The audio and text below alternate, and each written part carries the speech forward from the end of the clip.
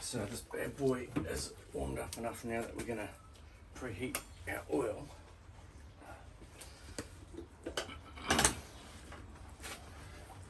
Do this by a very scientific method. Basically, I take some aluminum steel,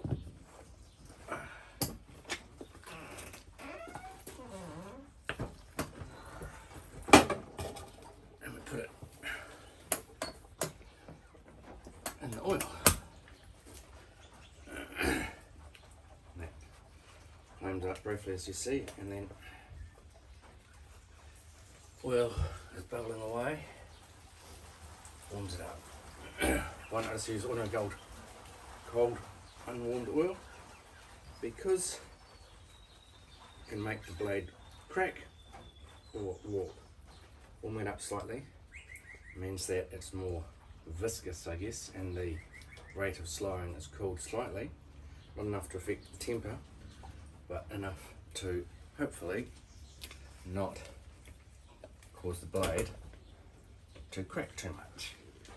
Take the next one out, shut that straight away, and out, and out, and out, and out, and out. So the idea is that you just do up and down movements. If we do side to side movements, run the whisk of the blade, which at this temperature is soft-ish, to warp. Whereas if we just go up and down, it should, theoretically at least, stay straightish. Now you can see on there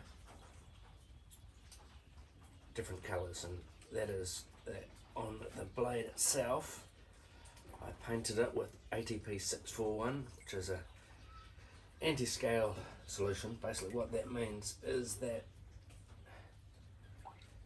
the blade is not exposed to oxygen during the tempering process. The handle is black because it is exposed to oxygen. I don't really care about the handle, I care about the blade. It means that the handle will lose some carbon, the blade should not, which means I can temper it for a longer period of time than would normally be the norm. But because of that, I get more small carbides going into solution and get a better blade as a result. Right. Number 2. Now this one I'm doing slightly different because I want the blade to be tempered, but I want the end of the handle to be still slightly soft. The reason for that is that I need to thread the end of the handle, and I haven't done that yet, but I want to get the blade done. So what I'm doing is keeping the blade in the oil and the tip of the handle out. This means that while the blade is crash cooled, it will retain its hardness, whereas the end of the blade is still relatively soft because it's not getting a chance to cool down quickly. So it will slowly, it is still getting cool faster than normal, but it will retain a lot of its softness, which means when I go to thread it, it should be fairly easy to do. And again, this blade was coated in ATP 641, which I think is a boron compound. Essentially you paint the blade in it and it stops the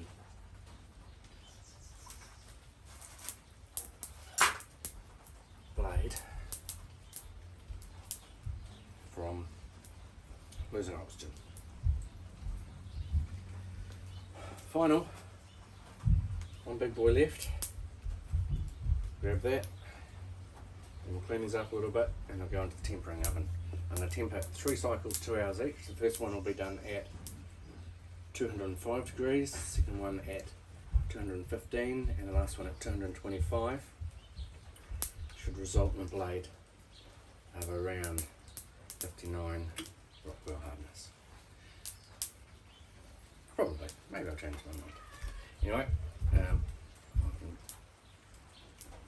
turn that baby off, turn that off, grab the last blade. It's a big one.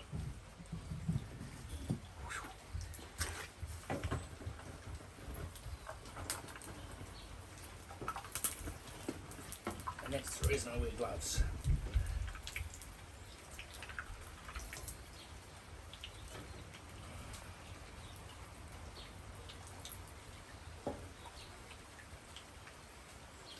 Again, this was painted